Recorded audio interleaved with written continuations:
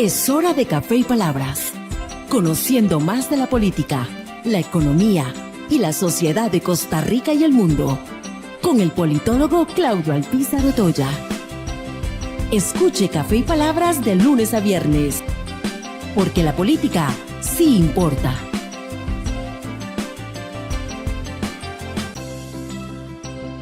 ¿Qué tal, amigos? Les saluda su amigo Claudio Alpizar a través de nuestro programa Café y Palabras.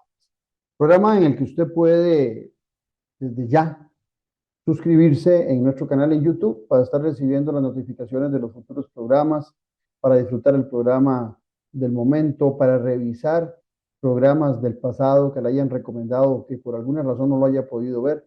Ahí van quedando archivados en nuestra hemeroteca en la página de YouTube de Café y Palabras. Les invitamos a suscribirse en esta misma página. Por otra parte, también recordarle que nuestro programa usted lo puede disfrutar a través de la señal de televisión de Ticavisión, en vivo, en forma simultánea con nuestro canal en YouTube y también a través de Ticavisión Radio Digital. El día de hoy vamos a hablar con Rafael Moragón, que es educador en matemáticas desde 1990 en el Ministerio de Educación Pública y que también tiene la expertise de haber dado clases también en el sector privado, en colegios privados. Con él vamos a hablar de un tema que es fundamental, un tema que discutimos a diario, la calidad de la educación en Costa Rica, principalmente centrados en el tema de la educación que se gira, que emana desde nuestro Estado y sobre el cual tiene el Estado costarricense altísima responsabilidad. Pero antes de hablar con Rafael Moragón, así pienso. Así pienso, con Claudio Alpizar. En estos días, el Departamento de Estado de los Estados Unidos de América hizo un llamado, o sacó un informe, más que un llamado, sacó un informe oficial que presentan ante el Congreso de los Estados Unidos sobre Costa Rica, sobre el estado de los derechos humanos y de otros derechos en nuestro país. Lo primero que habría que decir es que estamos siendo observados por diferentes naciones en nuestro comportamiento. Y sobre todo en el caso del comportamiento de nuestras autoridades políticas y de quienes nos gobiernan. Siempre se ha dicho que en los países desarrollados, las embajadas y los consulados, entre sus funcionarios tienen espías que están midiendo la situación del país, que están estudiando qué pasa en el país en que han sido asignados. Pues bien, el gobierno de los Estados Unidos, por medio de su Departamento de Estado, ha presentado un informe sobre Costa Rica que no es nada alentador para las actuales autoridades de nuestro gobierno. Principalmente porque en esas 35 páginas del informe llaman la atención sobre el ataque permanente de Rodrigo Chávez a la prensa.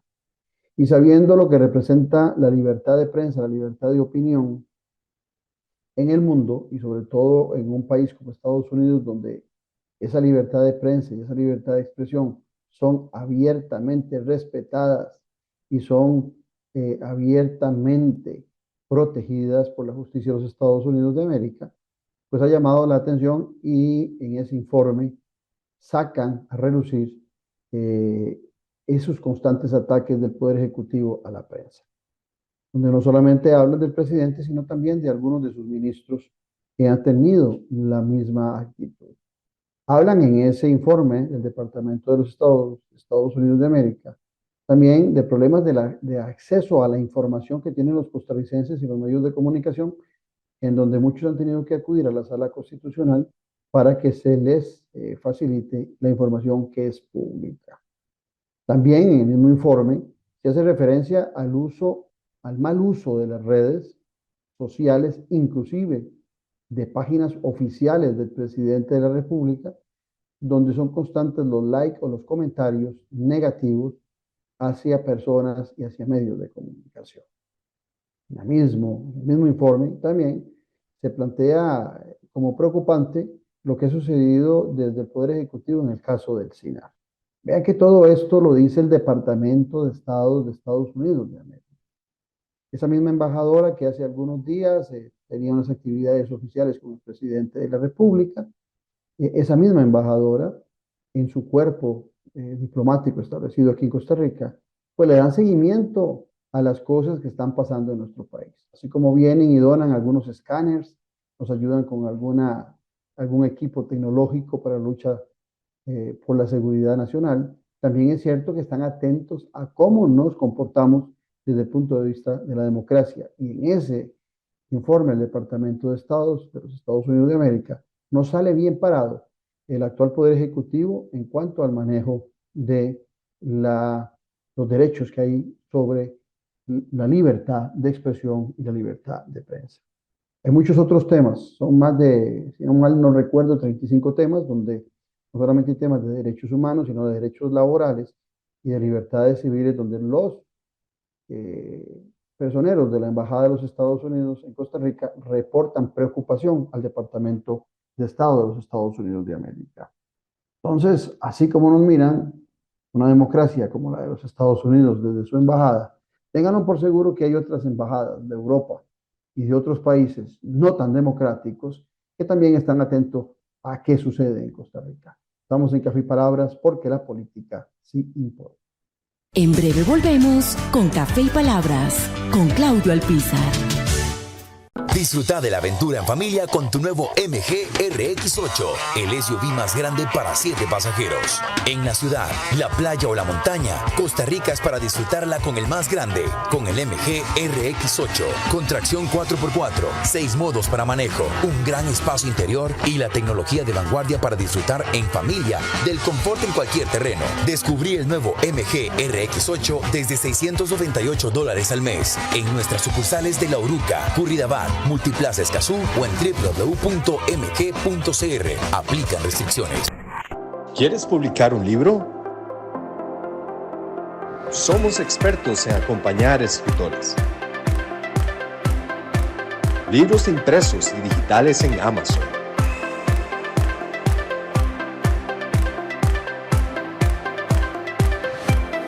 Contáctenos jadecr.com. Editorial Jade. Publicamos para el mundo. Ya a la venta, el nuevo libro del politólogo Claudio Alpizar Otoya.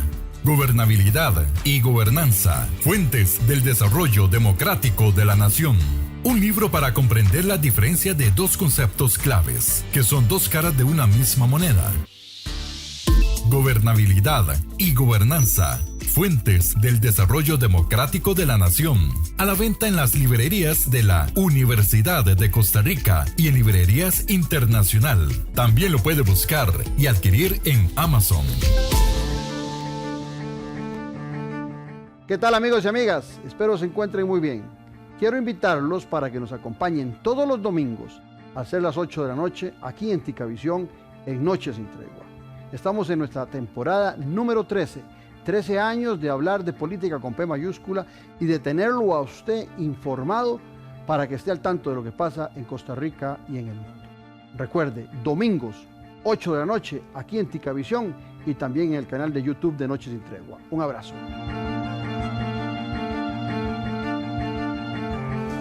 Estamos de vuelta en Café y Palabras con el politólogo Claudio Alpizar.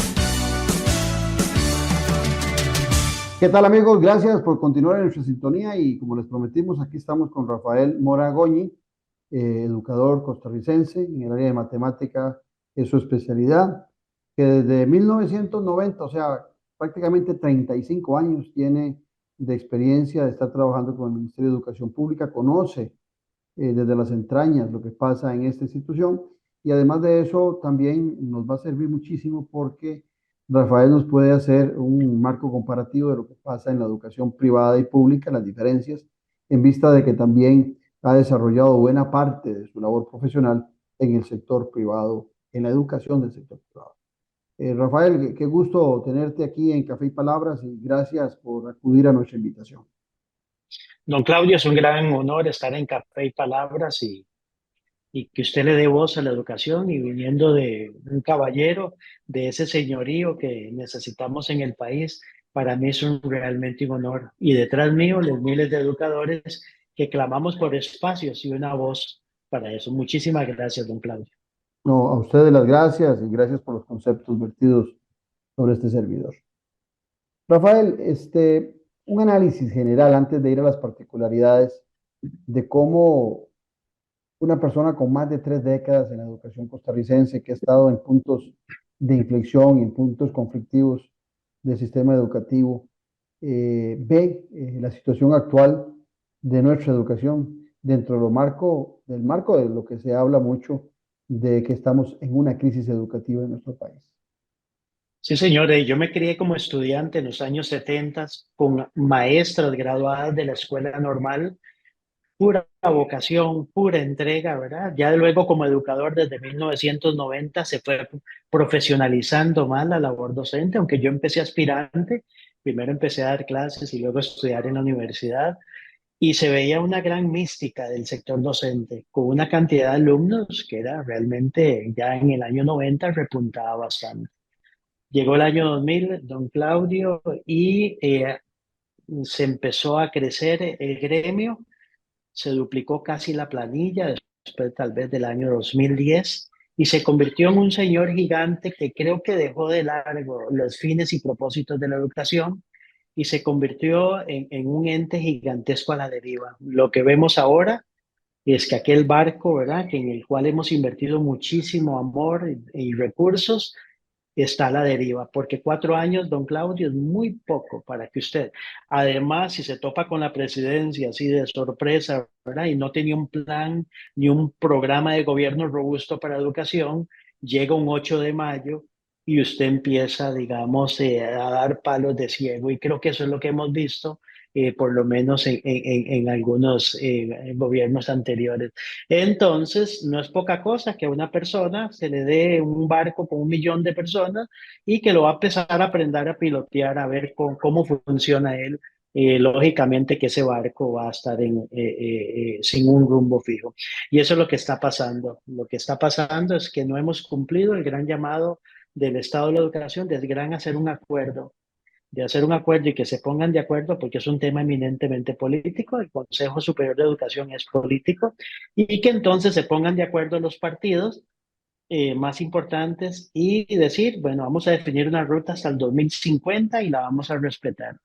Eso es creo que la clave, así un resumen de 1 minuto, don Claudio, de la urgente necesidad de ese gran acuerdo nacional por la educación. Rafael, tal vez para ubicar, siempre me gusta mucho ubicar a los oyentes y no partir de que todos saben todo lo que estamos conversando, sino que tengan esa información. El Consejo de Educación de nuestro país, ¿cómo se conforma y cuáles son las responsabilidades que tiene ese consejo?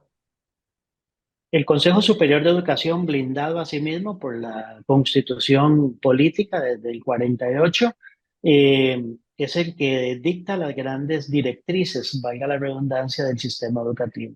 El Ministerio de Educación Pública tiene como responsabilidad cumplir lo que emana del Consejo Superior de Educación, que tiene básicamente miembros que son 2 exministros, lo cual ya hace un tema político interesante. El ministro de turno, quien preside, pero hemos tenido gobiernos con 3, 4 ministros, ¿verdad? Entonces eso ya habla de volatilidad.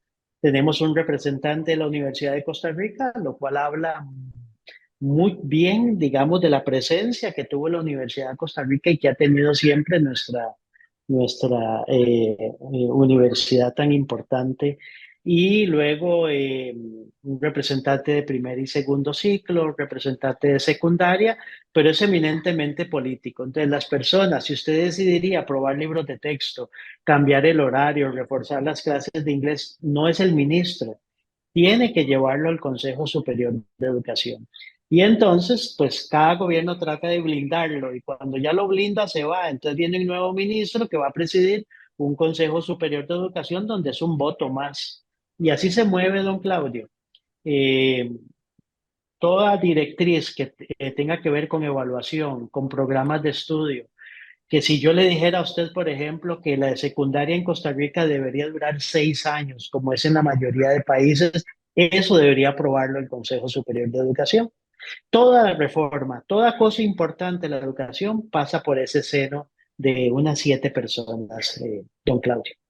Interesante porque viendo esa conformación a que nos hace usted referencia y pensando en lo que nos comentabas antes de la necesidad de políticas de Estado, de una vez le aclaro a los oyentes, cuando hablamos de política de Estado es una política que tiene fundamento no en el gobierno de turno, sino en una estructuración que va por años, por décadas, y que en algún momento lo tuvimos y que seguramente en algún momento lo perdimos. Y ahí me gustaría oír ahora tu comentario, Rafael, sobre cuándo fue que perdimos nosotros esa orientación de que fuese la educación una política de Estado, porque de alguna manera, eh, pienso yo, vos me corregís si estoy en lo equivocado, cuando se creó ese Consejo Superior de Educación, era un tanto para darle esa visión estatal y que no estuviese la educación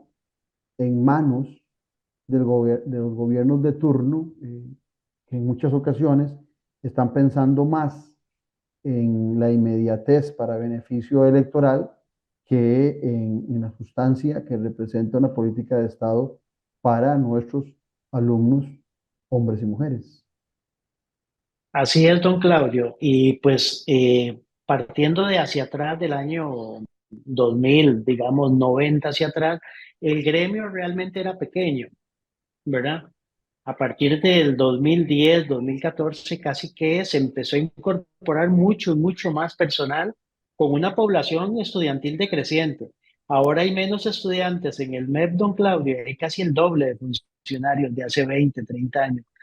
Alguien diría que es porque vamos a tener grupos más pequeños y una calidad mejor, pero no se ha cumplido esa premisa. Uh -huh. Entonces, si lo vemos el MEP como un mecanismo para subir las políticas de empleabilidad, perfecto, pero esos no son los fines y propósitos de la educación.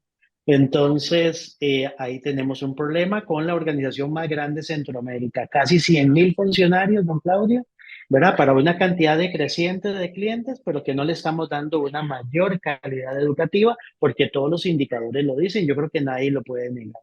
Entonces, de cada gobierno de 4 años, pongamos pruebas nacionales, quitemos pruebas nacionales, pero esas reformas no pasan por él, sino por el Consejo Superior de Educación. Luego, a la ir a implementarlas en ese señor tan grande, ¿verdad? Que está regionalizado en 27 direcciones regionales, que algunas son, digamos, reinos independientes, por decirlo de alguna manera, porque están blindados políticamente también, hace que la situación sea muy retadora.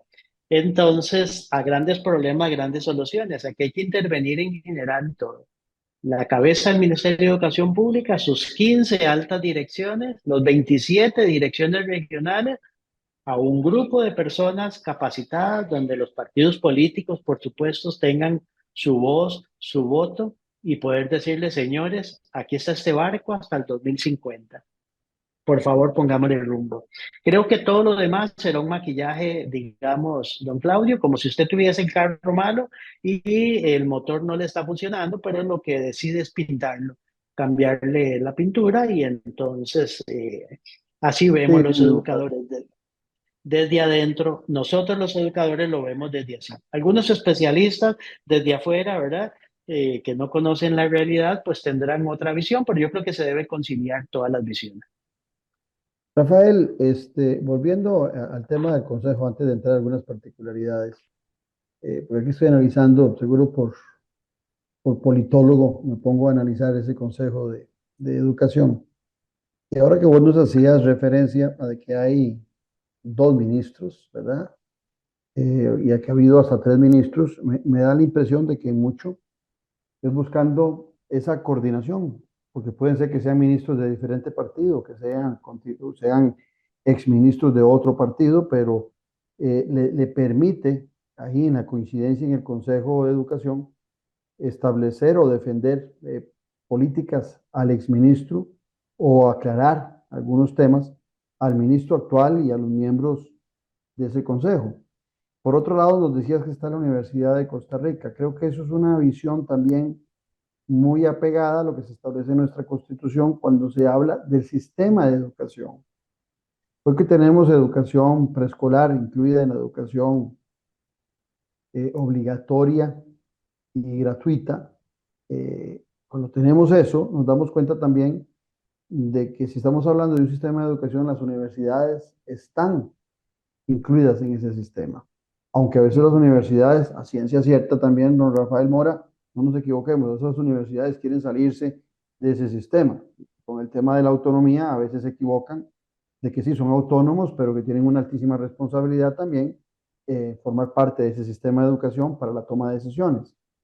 Dicho lo anterior, empezaría yo a preguntarte sobre esas altas responsabilidades, sobre, como lo definiste vos en una conversación previa que tuvimos, lo primero es lo primero, la Ley Fundamental de Educación y las políticas educativas vigentes. ¿Requieren cambios? Yo creo que si uno lee desapasionadamente la Ley Fundamental de Educación, ¿verdad? La encuentra realmente eh, de primer mundo. Si se cumpliera los fines y propósitos de la escuela, tendríamos muchachos críticos, tendríamos personas que amen su país, la cultura, la riqueza, idiomas, tecnología. Muy bien. Eh, el asunto, yo creo que no pasa por ahí para una reforma constitucional, una nueva ley fundamental de educación que nos llevaría una década de discusión, no sé, en la Asamblea Legislativa, o un cambio a la Constitución de que quitemos las facultades del Consejo Superior de Educación. No soy constitucionalista, pero me imagino que eso será eso. Mientras eso pasa, pasarían décadas y vamos a darle a nuestros niños de hoy actuales. Eh, un futuro muy polémico, porque las reformas educativas a veces se hablan en décadas. Y cuando el gobierno, creo que anterior, habló de un plan educativo a 20 años, tenemos niños hoy que están en las calles, sin escuelas, sin buena educación, maestros sin nombramientos, 1.000 escuelas, don Claudio, con orden sanitaria, donde no hay agua, no hay electricidad. Esa es nuestra Costa Rica, eso no es Costa Rica. En la gestión, el Ministerio de Educación Pública no pudo comer comedores, transporte, infraestructura, seguridad, nombrar maestros, pagarle a los maestros, incapacidad. Yo creo que esa visión controladora total del Ministerio de Educación Pública, definida así desde la República, desde la Segunda República, se quedó corto. Seguramente no esperaban una población tan grande. Obviamente, en los años 50 del siglo pasado, pues la población estudiantil y eso, pero ahora de ahí sucedió, creo que se quedó corto. No la Ley Fundamental de Educación, sino la gestión y la regionalización del Ministerio de Educación Pública que está haciendo aguas, don Claudio. Interesante, porque entonces, desde esa perspectiva, parecería más fácil el tema, ¿verdad? Parecería más fácil, porque bien lo planteabas vos, cambiar una ley, ir a la discusión sobre si el Consejo de Educación tiene que existir o no existir, cuáles son sus funciones, se volvería una novela que podría llevarnos, vos fuiste muy positivo, una década, puede ser que lleve más tiempo. Y los problemas que estamos teniendo con la educación requieren acciones inmediatas. Si es un tipo de gestión, porque vos estás diciendo dónde están los problemas y no en la ley, pues la gestión depende de los gobernantes de turno, en el caso del Ministerio de Educación Pública y del Consejo de Educación.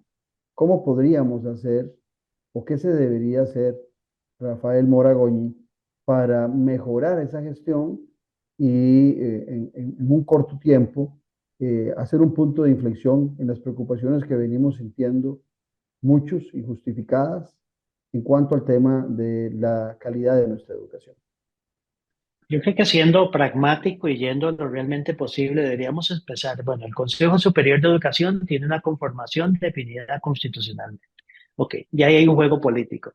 Ahí necesitamos los políticos en acción, definiendo cuáles exministros y cuáles personas de verdad vamos a aclarar esa línea de acción. Sin eso no se va a aprobar nada de eso. Luego las tres cabezas o las Te cuatro cabezas interrumpo más. ahí, Rafael. ¿Cuántos miembros del Consejo cambian al inicio de un gobierno? El ministro, ¿verdad? Que es el quien preside, y los dos exministros que él así decida convocar. ¿Verdad? Ok. Lo que pasa es que usted tiene exministros que puede ser que no sean acordes a su ideología política o que no estén vivos o que tal vez su edad no le O sea, permita eso. Entonces yo, son tres del Consejo los que son nombrados por el gobierno. ¿De cuántos? ¿Tres de cuántos? de 7, uh-huh, De siete. Ok. sí. Porque Entonces, claro, de ahí se pone interesante políticamente hablando. Ujú, Entonces, bueno, digamos que eso es un tema de política de altura, digamos, ya eso se lo dejamos a los políticos, porque es un tema político. Pero hay cosas más prácticas, las cabezas del ministro, que debe ser para mí resorte del presidente de la República. Yo creo que un acuerdo nacional que ponga una junta de notables y uno de ellos o una de ellas sea la ministra, yo creo que le quita la prerrogativa del señor presidente de nombrar a su cabeza. Yo creo que eso es muy importante verlo políticamente con ujú, cuidado. Pero los tres viceministerios, el oficial mayor, las 15 altas direcciones del Ministerio de Educación Pública, que hay una casualmente que está en propiedad, que es intocable, que es recursos humanos casualmente, que eso es un tema que podemos hablar. Luego las 27 direcciones regionales que tocan el corazón del país. Son 27 señores y señoras que con las 15 altas direcciones son 42 personas, don Claudio, podríamos lograr muchísimas cosas. ujú. Bueno, eso simplifica un poco un tema tan complicado de un ministerio muy complicado. Se ha dicho en muchas ocasiones que hay mucha improvisación, que hay ocurrencias. Vos hacías referencia antes a la necesidad de una política de Estado. A mí me gustaría saber desde la perspectiva de Rafael Moragoñi cuándo se rompió con esa política de Estado, porque me llama la atención algo, Rafael. Si uno quisiera hacer políticas de largo plazo en un gobierno, ocupas 8 años. Así se habla en administración pública. En administración pública se dice que cuando haces una política de largo plazo es de mínimo 8 años. Cuando haces una política de mediano plazo son 4 años. Todo lo que sea inferior a 4 años son políticas de corto plazo. Entonces, si analizamos que los gobiernos en Costa Rica son de 4 años, la verdad es que lo que tiene posibilidades el gobernante de turno es hacer una política de corto plazo o si arranca desde el día uno con un proyecto, establecer políticas de mediano plazo. Para largo plazo ocuparía 8 años, pero aquí viene el análisis. La Unidad Social Cristiana del 98 al 2006 gobernó 8 años, pudieron haber desarrollado políticas de largo plazo. Liberación Nacional del 2006 al 2014 gobernó 8 años, pudo haber hecho políticas de largo plazo. Inclusive, si no me equivoco, usted me corrige, Liberación mantuvo el mismo ministro de Educación, al señor Garnier, con Laura Chinchilla y con Oscar Arias. Y después le toca al Partido de Acción Ciudadana gobernar del 2014 al 2022, otros 8 años. Entonces, ¿cómo es posible que no hayamos tenido políticas de Estado, políticas de largo plazo, con gobiernos en donde el elector le dio la posibilidad de gobernar durante 8 años a cada uno de esos tres partidos que nombré? Y es que tiene que ver con temas ideológicos, digamos, puede ser que dentro de un mismo partido, como el Partido de Acción Ciudadana, digamos, la visión de don Carlos Alvarado totalmente distinta a don Luis Guillermo Solís, porque la política educativa vigente la emitió don Luis Guillermo Solís al inicio del gobierno. Ya él traía una política educativa clara, ¿verdad? Por doña Sonia Marta Mora y ya la tenía trabajada. Y nuestra política educativa vigente emana de ese primero y pintaba bien el asunto. Los escándalos, las cuestiones mediáticas que hacía que además un partido que había roto con el bipartidismo, pues le distrajo a don Luis Guillermo y luego pasa lo que pasó. Don Carlos Alvarado cambia realmente, cambia toda esa idea, dice voy borrón y cuenta nueva. Más escándalos, ¿no? Sí, creo que vamos otra vez por la misma tónica. Entonces, don Claudio así se mueve y como el gremio es tan grande, creo que es muy apetecible políticamente tenerlo quieto, tranquilo, porque si usted quiere hacer cambios va a incomodar a algún grupo de personas. Y los líderes no quieren incomodar de manera total. Entonces yo creo que la otra semana es 1 de mayo. Faltan 2 semanas para el 8 de mayo, donde se cumplen 2 años exactamente para que asuma la presidencia una nueva persona. Ese plan de educación, don Claudio, ya debería estar escribiéndose para tener 2 años, para socializarlo, para nutrirlo, para madurarlo con eso y llegar al 8 de mayo de 2026 con un presidente que haya firmado un acuerdo. Lo que pasa es que con esta volatilidad no sabemos, ¿verdad?, cómo va a ser, pero bueno, digamos que soñemos que sí va a ser una persona, un estadista, que es realmente lo que necesitamos. No sé si en politólogo se permite esta palabra, ¿verdad? Porque Sí, lo que así tenemos es. es la figura de presidente. Okay. Una persona con visión que no va a ir a segunda ronda, así como de sorpresa, que no lo esperaba y resulta que quedó presidente. Entonces yo creo que el país debe aprender que eso. Entonces necesitamos que un grupo de personas se organicen. Ya vimos, tenemos algunos grupos que estamos trabajando, ¿verdad? Independientemente, sin banderas políticas, construyendo, diciendo cómo podría ser esa reforma educativa, pero 2 años antes. Don Claudio, y decirle a los candidatos, señores, aquí está, Esto es. rubriquen. ¿Y quiénes deberían estar o quiénes son los responsables de estar trabajando ya para tener pronto, en unos meses, esa propuesta de los educadores de la gran reforma educativa que deberíamos tener? ¿Quiénes? Vos has hablado inclusive de notables. Sí, yo, digamos, nosotros, los educadores, soñamos con una junta de notables que debe estar muy nutrida. Los educadores de aula, el director de escuela, tenemos gente realmente formidable a lo largo y ancho del país. En lo que fallan ellos es en la parte política. Entonces, no seamos soñadores. El educador es muy romántico. Puede trabajar en el aula 30 años, ¿verdad? Y no necesariamente va a dirigir un circuito, un país y ver la visión internacional que van a necesitar nuestros niños para competir en el 2050. Entonces necesitamos nutrirlo y por eso los directores regionales yo creo que son fundamentales, don Claudio, porque conocen, me parece muy sabio dividir este país tan chiquitito en 27 pedacitos, porque no es lo mismo la educación en Liberia que en Limón, y 27 direcciones regionales con casi 200 circuitos que dividen el país. Creo que es muy importante. Los directores regionales podrían escribir y aportar demasiado. Más las altas direcciones, personas especialistas en evaluación, personas especialistas en idiomas, personas en políticos, politólogos, personas que puedan tener y nutrir esa. Pero si esperamos a febrero del 2026 para ver unos debates ciertamente políticos, que la educación nunca está en esos temas de debates, y va a segunda ronda, había escándalos, alguna persona que ni siquiera esperábamos, ¿verdad? Que ni conocía la realidad del país, para que el 8 de mayo de 2026 se ponga la cinta y empiece a ver cómo arma y consigue primero ministro y eso. Entonces así no va a poder tener una visión. Entonces yo creo que los ciudadanos organizados ahora. Entonces tenemos un grupo ahí que se llama Conspiradores de la Esperanza Educativa, don Claudio, que nutre personas realmente valiosas, ¿verdad? De que estamos no claudicando, porque lo peor que podríamos decir es que está perdido ese barco y no lo vamos a aceptar, don Claudio. Muy bien. Hay varias dualidades que se presentan en la educación y quisiera oír tu parecer al respecto. La primera, la fundamental, educadores versus alumnos. Hay mucho reclamo de los educadores con sobrada razón de las condiciones en que están haciendo su trabajo. Cargados de asuntos administrativos es uno de los temas, congelados sus salarios, con bajas condiciones salariales y cada vez una precarización mayor de sus salarios.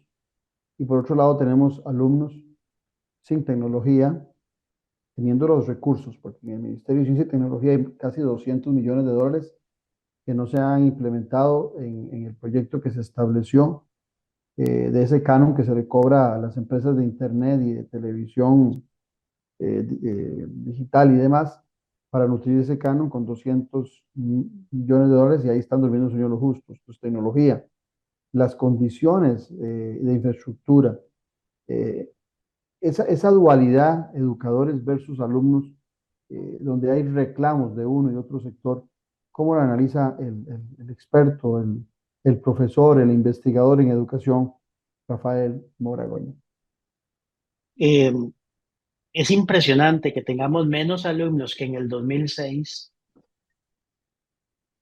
más recursos, más funcionarios y no seamos capaces de administrar un sistema educativo con una cantidad de clientes decrecientes. Es que en el 2006 había más alumnos que hoy.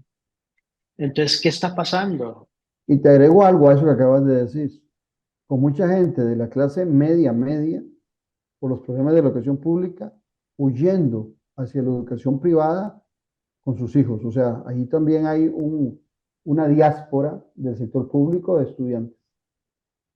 Una diáspora de estudiantes y profesores que nos hacen fila, ¿verdad? Enviando porque yo prefiero ganar menos. El promedio, el salario en educación privada, por supuesto que no llega al ministerio con los beneficios que tiene, pero el ambiente laboral, la formación de esos 4.000 directores es fundamental, don Claudio. Los países líderes en educación descubrieron que la persona líder, el director de una escuela, de un colegio, es fundamental en la gestión. Ve una escuela bonita, ve una escuela ordenada, segura, don Claudio, con buenas condiciones, que sus maestros estén pagados a tiempo, porque y usted le cuento que va a tener una buena directora y un buen director.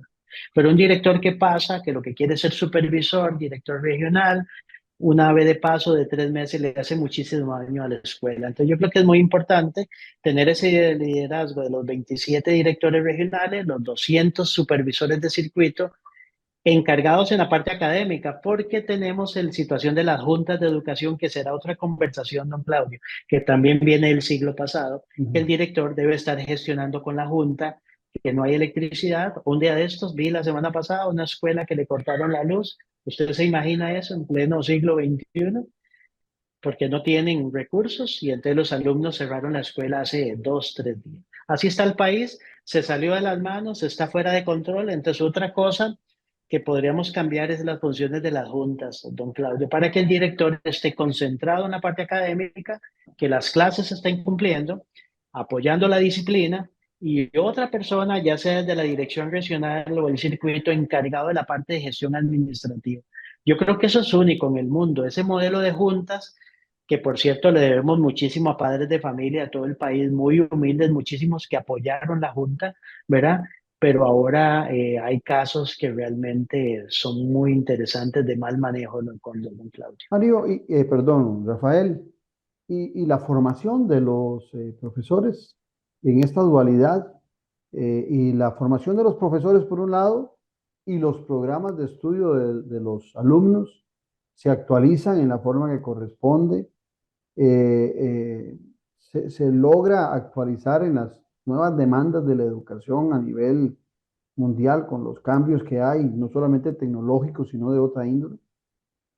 Pues la respuesta es no. Se publicó hace 2, 3 días en un informe de que tenemos 2 décadas de atraso en capacitación docente, y lo cual es mucho decir, don Claudio. Los educadores están eh, no solo no capacitados, sino no formados. Nada más le pongo el dato: el 70% de todos los títulos de universidades, de docentes, vienen de las universidades privadas.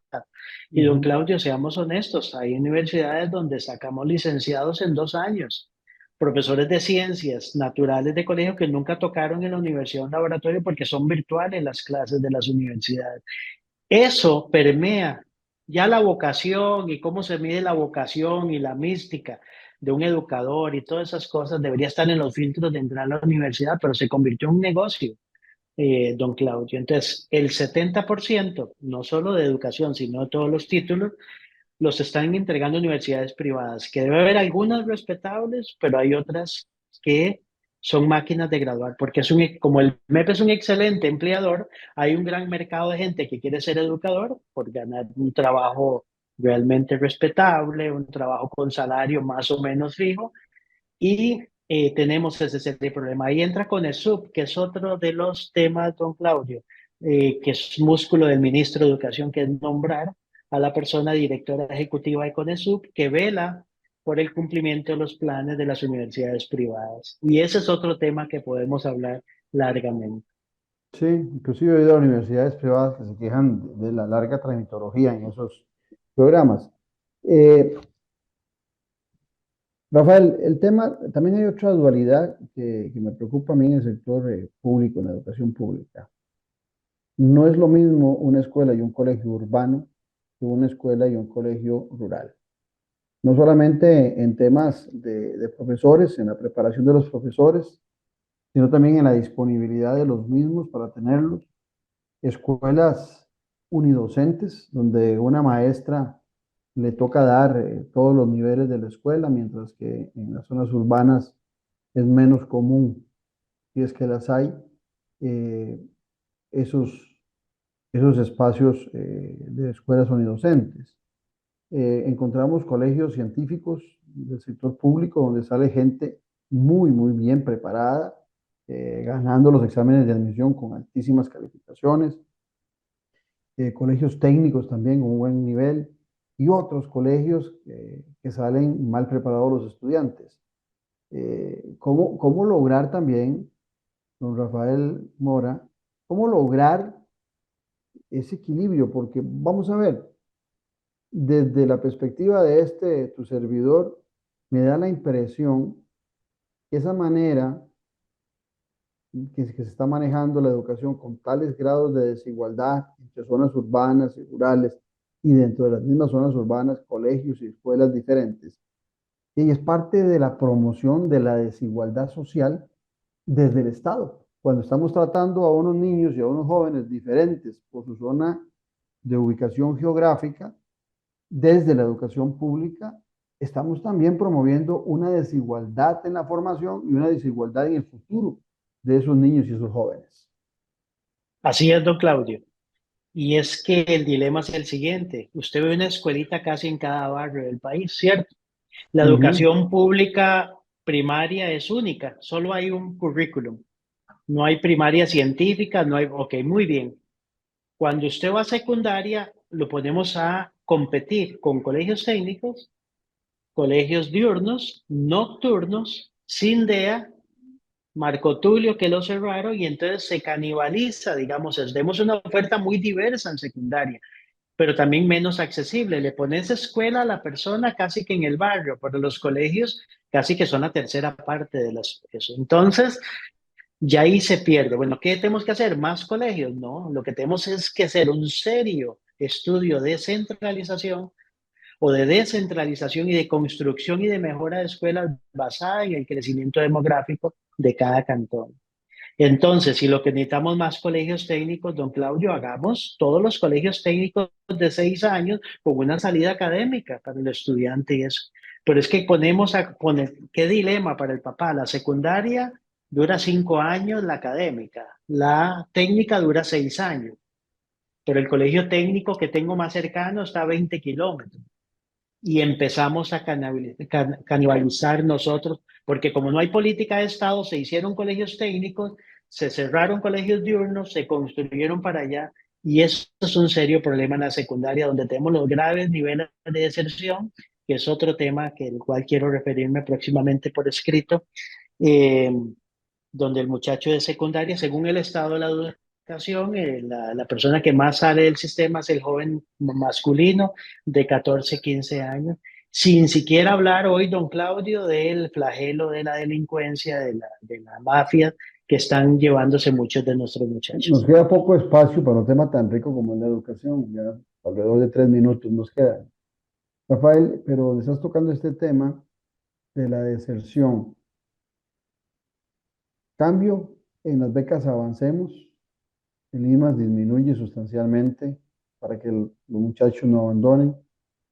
La ruta de la educación planteada en el actual gobierno es un fantasma, no se conoce, no está escrita, es un eslogan más que un proyecto. O sea, estamos en si veníamos de situación difícil, en el actual gobierno no vemos un giro, ni un cambio, ni un punto de inflexión, sino que más bien vemos acentuándose los problemas en la educación pública. Se están acentuando, estamos en problemas muy serios, en general no hay una ruta, pero Omar, aparte de no haber una ruta, ¿verdad? Se quitó lo de la Fundación Omar Dengo, se quitaron las becas de Avancemos, se están cerrando, se pusieron unas pruebas ahora, eso, y a trompada de loco, como se llama don Claudio, se están quitando y poniendo cosas y va a dejar la casa totalmente desarmada. Por eso es urgente que 2 años antes una organización política y educativa realmente presente a la ciudadanía un proyecto serio para decir qué es lo que va a pasar. no podemos esperar a ver cómo se va el devenir electoral, ¿verdad? Porque los partidos están más interesados en ganar las elecciones. Pero yo quisiera que la educación sea uno de los debates más fuertes y usted ha abierto hoy una ventana muy importante, don Claudio. No, yo me mantengo a las órdenes de ustedes, me interesa muchísimo el tema.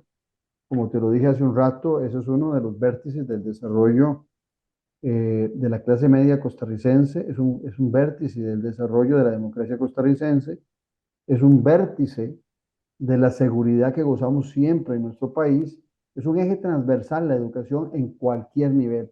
Y desde esa perspectiva me parece que debemos apoyar todo ese tipo de iniciativas y ojalá que ese grupo en el que vos sos parte y que están pensando, porque los partidos políticos en Costa Rica hoy no piensan, solo actúan. Y cuando llegan al gobierno, llegan sin planes y llegan sin proyectos. Pues le corresponde a los ciudadanos, a los educadores, en este caso particular, llevar esa propuesta para que quienes vayan a una campaña electoral sepan que hay gente que sí está pensando y que está dispuesta a reclamar si ese giro y ese cambio no se realiza. Rafael. Así es, vamos a golpear la mesa y nos llamamos los conspiradores de la esperanza educativa, nombre que le puso una señora académica muy respetable, ¿verdad? La señora Eleonora Badilla Saxe, que dijo, me Ah, gusta la ese nombre. conozco. Yo Sí, conozco a y Leonora. muy brillante, una señora que digo, sean conspiradores, sean valientes de la esperanza educativa, una revolución educativa. La palabra revolución no nos gusta tampoco, pero es que no podemos ser diferentes porque tenemos una masacre en la calle, don Claudio. Pero Y la así es. palabra esperanza a mí me encanta. Y los felicito por generar esa esperanza.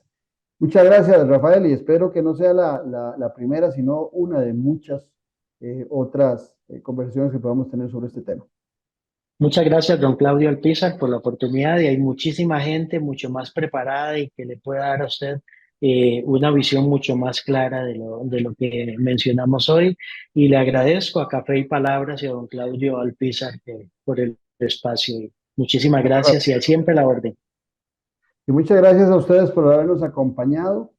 Los esperamos la otra semana aquí en Café y Palabras. Bueno, el domingo tiene una cita usted en Noches sin Tregua, que por cierto, vamos a estar con la presidenta del ANDI, doña Hilda Montero, siguiendo hablando de educación y muchos de estos temas que hemos hablado hoy con Rafael, esperamos también ampliarlos con ella. Un abrazo, que tengan un lindo fin de semana y nos vemos con la magia del internet y de la televisión y de la radio el próximo lunes al ser las 10 aquí en Café y Palabras. Esté muy bien. Esto fue Café y Palabras, porque la política sí importa, con el politólogo Claudio Alpizar Otoya. Escuche Café y Palabras de lunes a viernes, porque la política sí importa.